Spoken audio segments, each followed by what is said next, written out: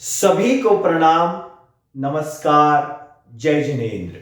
मेरा नाम है Amit Jain, Shri all India Shwetambar Sthanakvasi Jain conference और पोल खोल मीडिया ग्रुप का संयुक्त ऐसा उपक्रम वीडियो नंबर 15 में आपका हार्दिक स्वागत मैं करता हूं।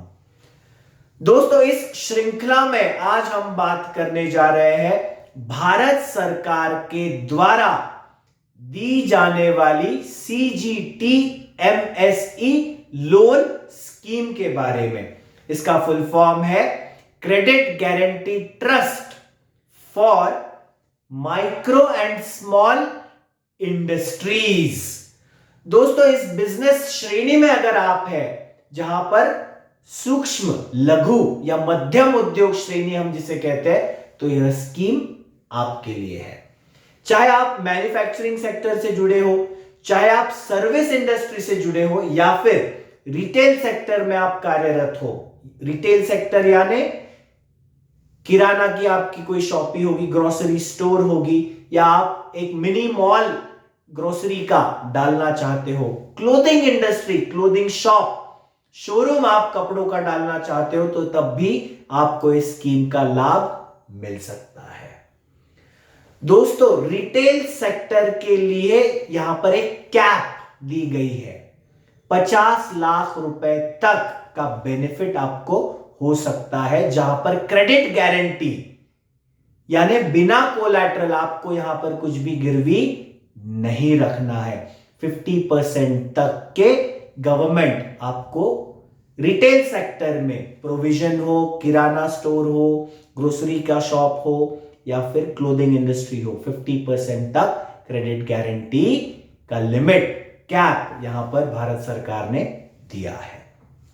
अन्य बिजनेसेस हो, चाहे मैन्युफैक्चरिंग यूनिट हो, आप स्टार्टअप कंपनी हो या एग्जिस्टिंग बिजनेस हो, आप वर्किंग कैपिटल के लिए भी इस लोन का लाभ ले सकते हैं।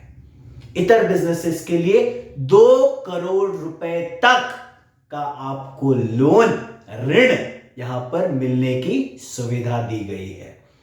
दोस्तों, यहां पर जो कैप लगाया गया है, मैं आपको बता दूं, आपको अगर आप महिला उद्योजक है या अगर आप नॉर्थ ईस्ट सेक्टर से बिलोंग करते हो, नॉर्थ ईस्ट यानी मणिपुर, आसाम, मेघालय स्टेट, सिक्किम, इस प्रकार का जो बेल्ट है, अगर आप वहां के उद्योजक है तो आपको कहीं ना कहीं थोड़ी सी रियायतें, बेनिफिट यहां पर ज्यादा दी गई है।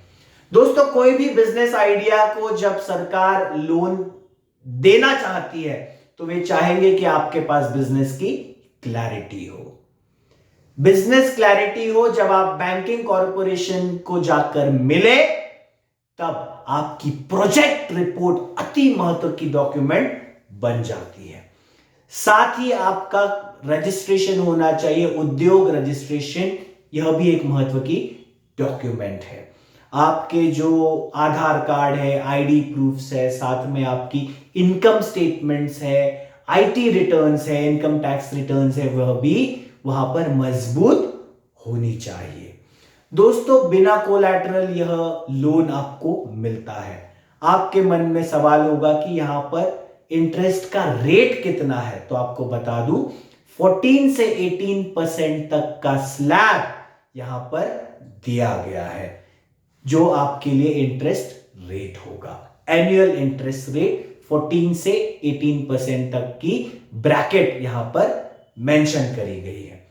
दोस्तों, यहां पर जब सरकार आपको 75 to 85% तक की गारंटी लेती है, गारंटी यानी सरकार कहेगी हम इस बिजनेस पर विश्वास रखते हैं, अगर ये मान लीजिए कोई प्रॉब्लम हो जाती है और आप किस्त नहीं चुका पाते, आप डिफॉल्टर की श्रेणी में आते हो, तो सरकार कहेगी कि हम इस बिजनेस के लिए गारंटी लेते हैं। अगर कोई गारंटी ले रहा है तो उसकी गारंटी की कुछ नॉमिनल फीस होती है, जो सरकार ने तय करी है 1% से लेकर 1.35, 1.50, 1.80% तक, या उसके साथ और भी कुछ एडिशनल कुछ उनके नॉमिनल चार्जेस होते हैं, वह भरने से आप गारंटी के लिए एलिजिबल बन जाते हो।